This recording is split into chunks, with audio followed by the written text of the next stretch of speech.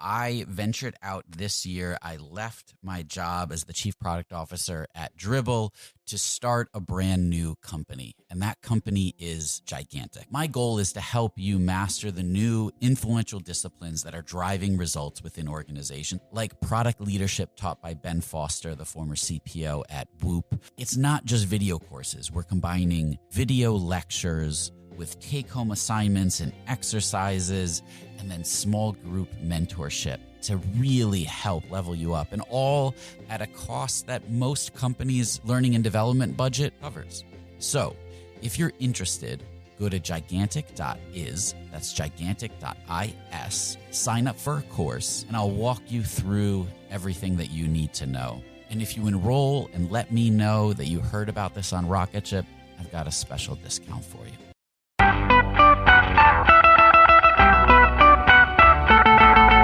Welcome to the Rocketship podcast. I'm Joelle Steiniger.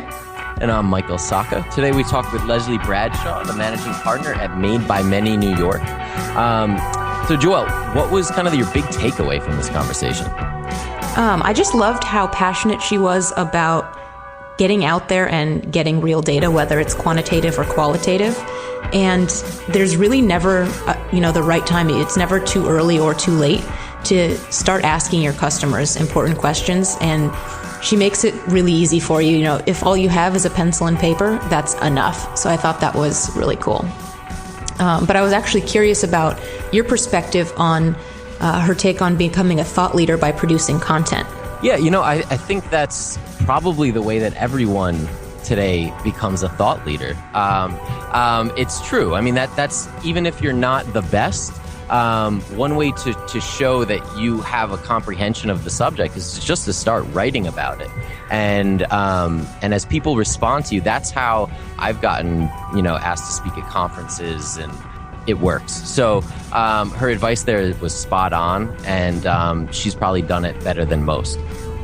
Awesome. Let's get into the episode. We'd like to take a moment to thank our awesome sponsors. CodeShip makes continuous delivery simple and easy. Go to codeship.com/rocketship to get 20% off 3 months. We'd also like to thank InVision app. InVision is by far the best prototyping and collaboration tool on the market. Go to InVision app/Rocketship to get the starter plan free for 90 days. Customer.io is a modern email platform built for startups. Go to customer.io/Rocketship to start sending emails that convert. So Made by Many is a product innovation studio, and what we do is build digital products for established brands. So thinking about a lot of the best-in-class methods that have come out of the startup and technology world, agile and lean development, we bring those methods into companies who typically don't have the structure to innovate, but very much need to for their business, whether they're in retail and trying to figure out mobile, or whether they're in media and trying to figure out just content distribution and consumption patterns. And so it's kind of a nice hybrid between a typical agency model with some of the best of startup and technology company model. So you are doing some interesting stuff with data-driven insights for these very large companies. Tell us a little bit about what that looks like, or what your process is when you approach a new client. So there's two types of data when it comes to customer insights, and one is qualitative and one's quantitative. And I would say that the best thing that a startup can do at the early stage of their idea is to do some qualitative research around the concept. And oftentimes we go to friends or family or, kind of coworkers, and you might bounce a few things off. And what you'll do there is you'll definitely get a sample bias, right? People want to see you do well. So they say, oh yeah, that sounds great. Or, oh yeah, I totally would use that. And what I would challenge people to do is to step outside of that and actually look for people inside the demographic or audience area that you are trying to serve, but that you've never met before. And, the best way to do this is source it through your Facebook page and just say, hey, I'm looking for single mothers between the ages of 25 and 40. And, I'm looking for people that live in Ohio. And, people always can kind of refer you friend of a friend. And that's a great way to get, I would say, at least 10 to 20 kind of initial kind of testers for whatever project you're working on. And the other thing I would say early stage is it's never too early to start prototyping the idea in digestible, very low fidelity ways. And one can just be as simple as sketching the idea on a piece of paper and testing it that way. That's a paper prototype, right? It saves you on the design, it saves you on coding, and you really start getting a sense of trying to articulate the feature. You don't want to put all the features of the product in one go on one piece of paper, but maybe you have 2 or 3 features you're thinking about. Create 3 different prototypes and put it in front of your audience, your 10 to 20 testers. And each time come at it with a hypothesis of what you think people will do, but be open and be ready for the evidence to say otherwise. And after you get that feedback, you make the adjustments to the prototype and go to the next level of fidelity. And, there's some great products out there. One in particular for mobile apps is called Flinto. And then there's another one also called Marvel app. And these are ones where you don't even need to put any code base in, but you just need to have some graphics and some designs, and it creates the sense of clicking through and showing user intention. And I can't emphasize enough how important it is to test early and test often. And I'm saying, a week, 2 weeks, 3 weeks into even forming your company to start getting that feedback, because one of the biggest mistakes that startups make, including myself and one of the software companies I helped build a year or 2 ago, is that you hold on to the idea for a very long time, whether you want to keep it in stealth or you want to perfect the actual product and deploy it into the actual app store. And you do that at the cost of getting insights that will actually influence the product. And you also, it's a very high risk proposition because you're investing a lot of money in a direction that may or may not work. And by doing very small batches and kind of iterating very rapidly, it allows you to mitigate that risk and to kind of fine tune your product before it goes too far in one direction. Yeah, that's actually something that I have some experience with. Matt and I built Hookfeed over the past year or so, and we spent probably 6 months really in a hole just building and guessing what people wanted. And once we finally launched, it was like finally we weren't guessing anymore. We got real feedback that had some really tangible changes to the product. And I know that that's just a mistake that almost everybody makes in the beginning, because it's so much easier and a hell of a lot more fun to build your way out of a problem than actually talking to people. Right. And it's so much more cost effective to, in fact, get that feedback early, because then you can actually have budget left. Let's say, you raise some money and, if you spend it all in one direction and then you find that your run rate is high, your runway is done, and you don't have the traction that you need to raise more money, it's just, you've really cut off all your lifelines. Yeah. Yeah. Totally. So how often are you surprised by these findings in this early beta process? I would say 10 out of 10 times. Okay. I was actually talking to a colleague this morning. She's doing some testing for one of our retail clients. And she said, I really liked this particular, one of the 4 concepts.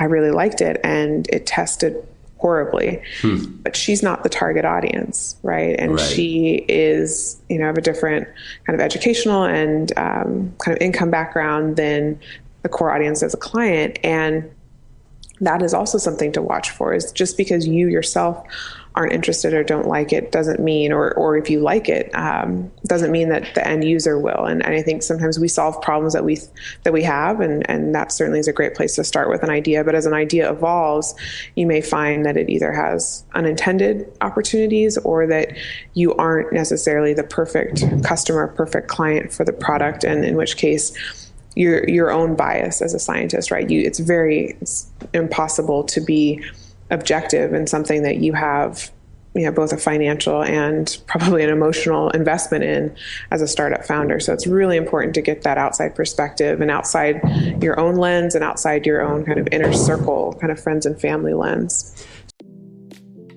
This episode is brought to you by Miro. So when I was at Dribbble, over the 6 years, there was one tool that we would always use when we were doing cross-team collaboration. Whenever the collaboration started to get complex, we would bring in Miro.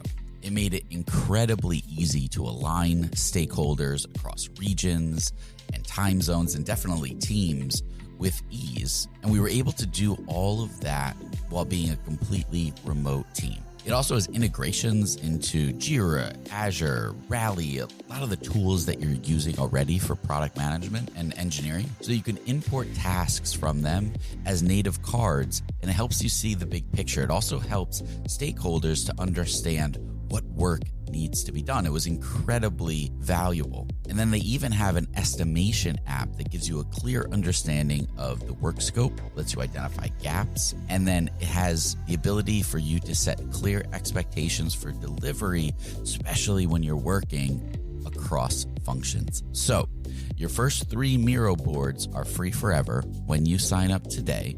Go to Miro.com/podcast. That's Miro.com/podcast.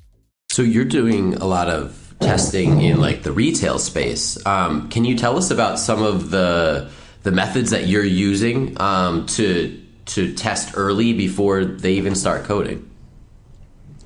Right. I'm apologizing in advance for some of the construction in the background.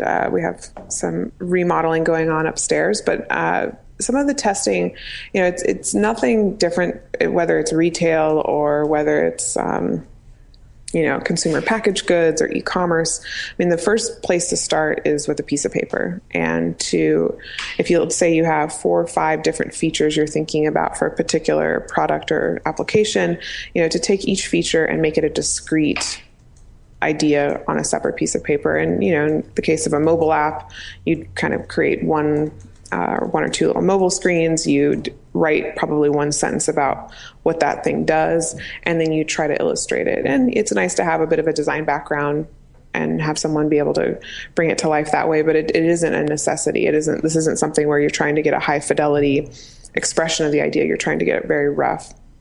And once you move from that, Keynote is actually a great tool to use to prototype within the Mac software kind of suite. And then, there's other things like Flinto and a few others I think I mentioned earlier. I'm happy to pass some links on afterwards. Yeah, totally. And those all are, the level of fidelity increases kind of each time, and the level of investment increases each time as far as time and design. And then eventually you might want to do an actual kind of HTML, CSS click through.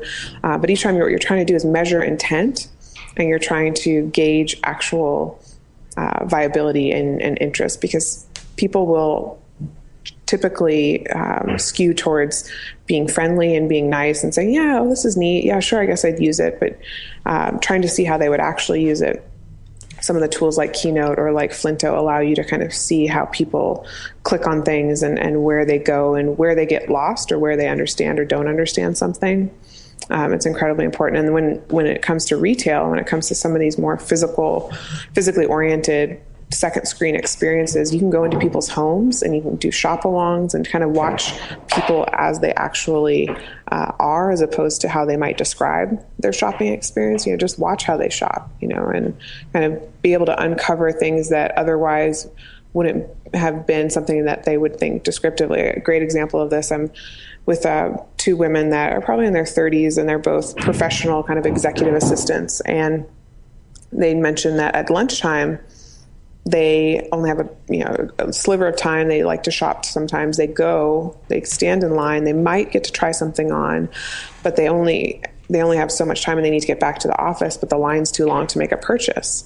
So they take photos of their clothing, get back to their desk, and then make a purchase. So when you think about like how could that retailer bridge that experience so that if you only have a sliver of time, is there a way to capture the barcode, make it easier to find it online as opposed to trying to match up photos from your phone to the actual website. So things like that.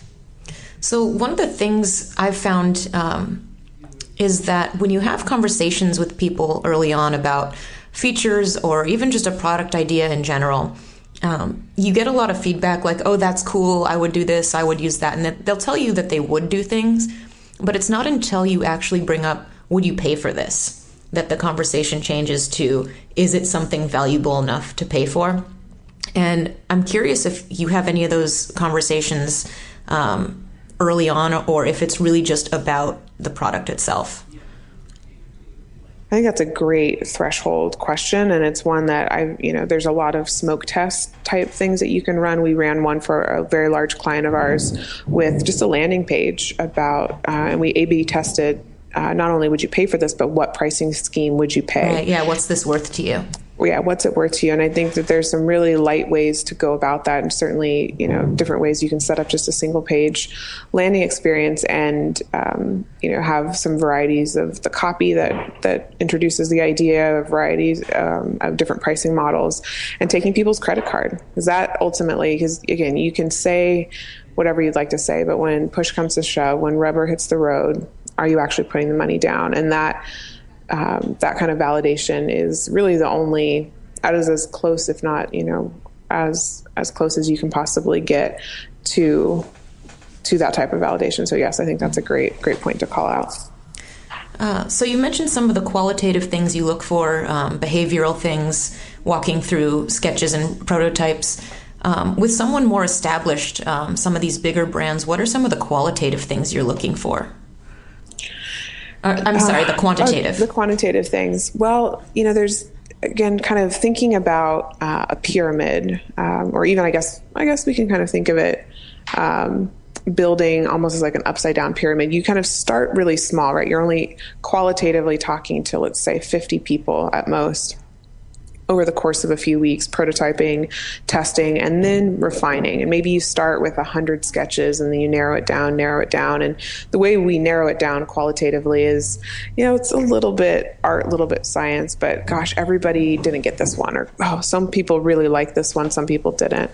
Everybody kind of liked, everybody kind of sort of liked or understood this, but didn't. So after a while, you kind of filter it through. Now, once you have those, really focusing in on developing one or two ideas and then bringing it into a larger beta group. And that's when you start getting a more statistically significant data set.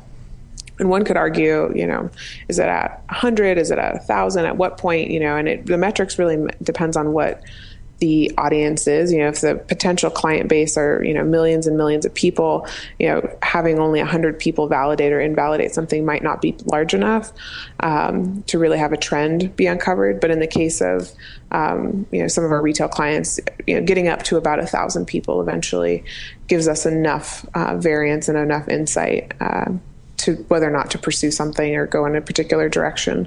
So I think it's, quantitatively, you can get very large data sets when you have something up and running and you're already established. They're not a client, but you think about Target, right? They rolled out this app called Cartwheel, and they partnered with a lot of their existing vendors, and they offered some really interesting kind of couponing and bundled couponing. And between their existing audience, all the marketing channels they have with email, with in-store signage, and the ability to also do paid advertising, they were able to get a few million people on the system pretty quickly, and then from there be able to evaluate and make iterations within that particular user base. If you're a startup, getting to millions of users is usually cost prohibitive. So I would say the best thing that you can do is just keep doing small batches and, go from 50 to 100, 100 to a couple hundred, and at each point have some sort of threshold that you agree on with your team that if enough people like or don't like something, we will move forward or not. Yeah, very cool.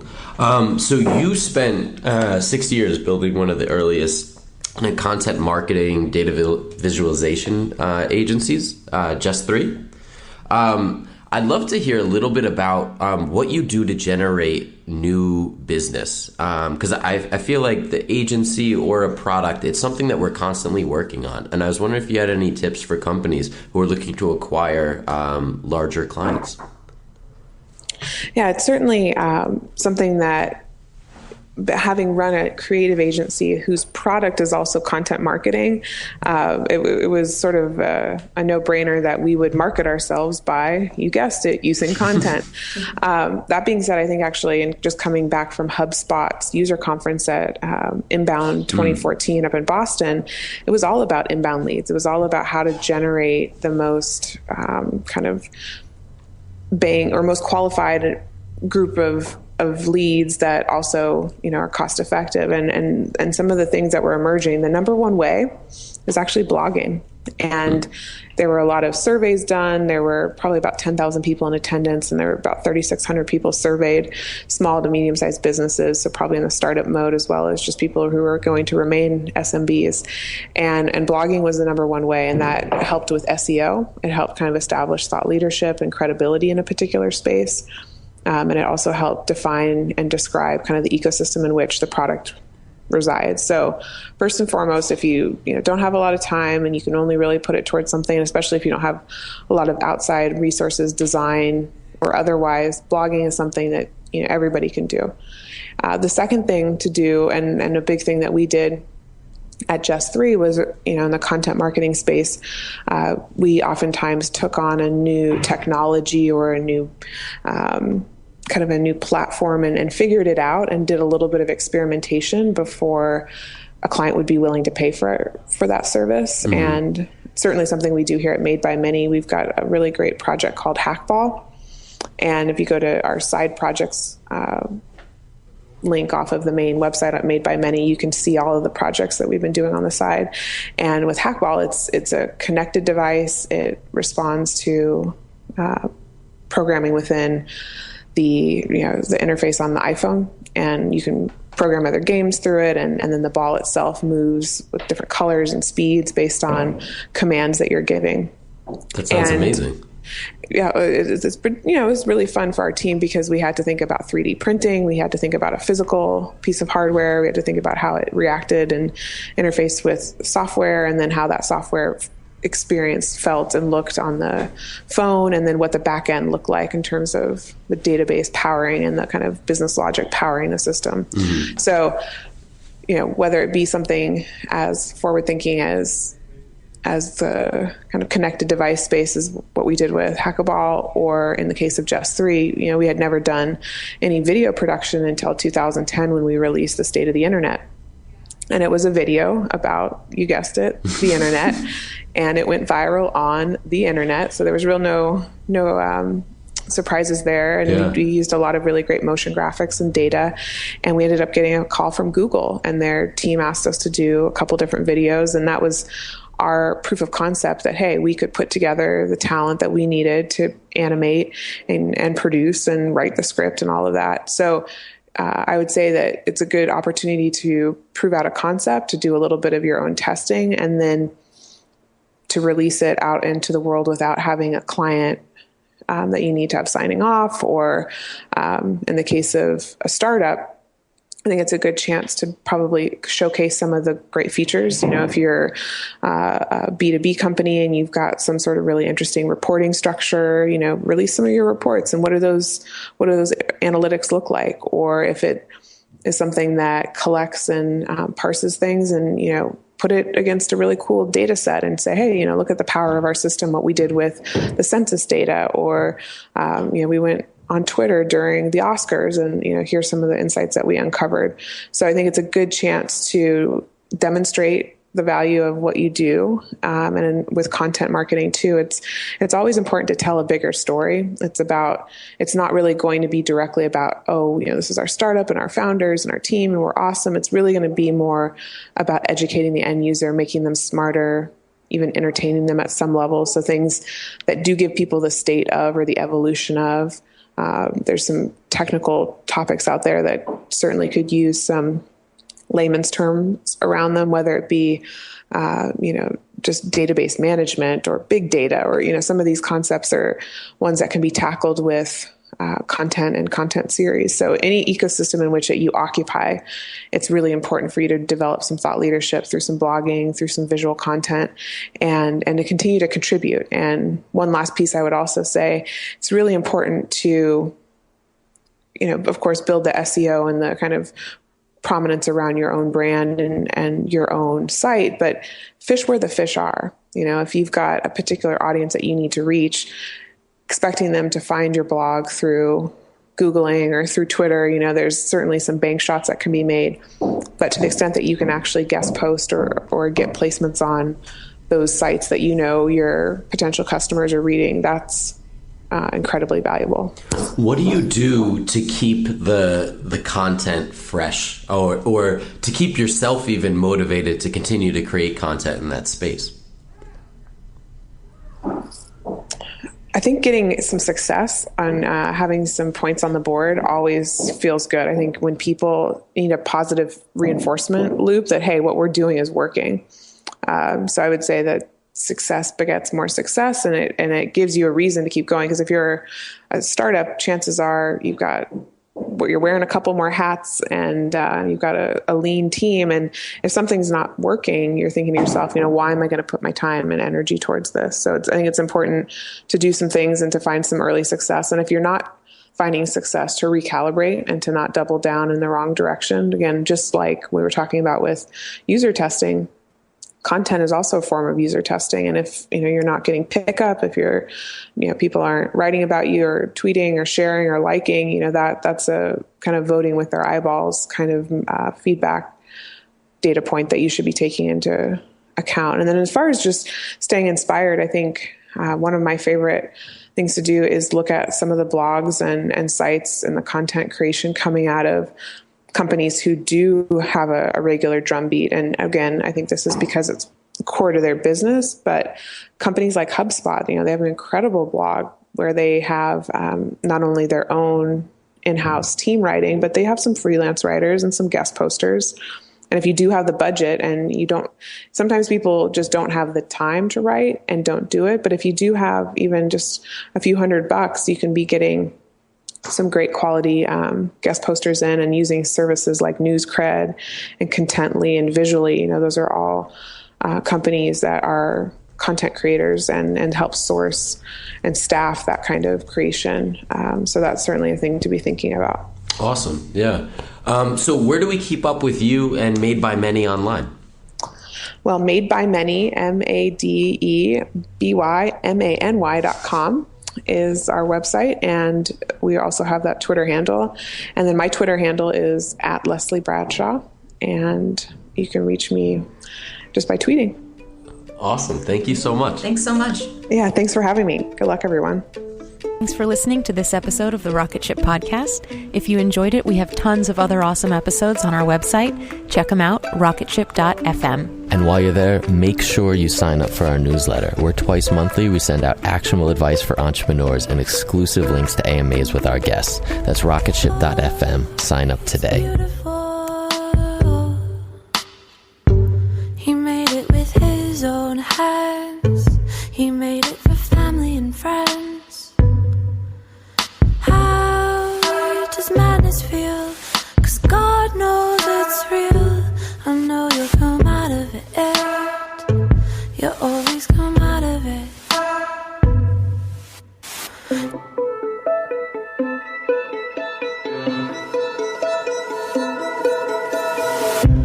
Swallow another one down, but remember your sisters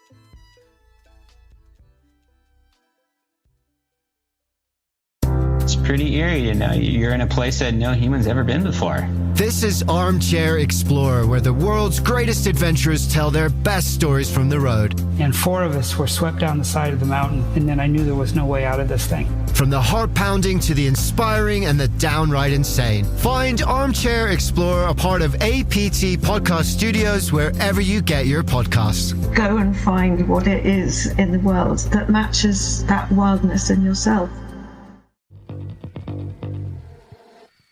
Hey, my name is Lovan Rumpf, and I've been working my ass off as a celebrity stylist by day and a podcast host by night. At the Low Life Podcast, it's all about keeping it real. We're talking fashion, beauty, to religion, sex, drugs, mental health. I mean, there's no topic off limits here, and vulnerability is mandatory. You can find my podcast, The Low Life, that's L-O, no W, everywhere and anywhere you listen to your podcasts. New episodes are out every Thursday. We'll see you then.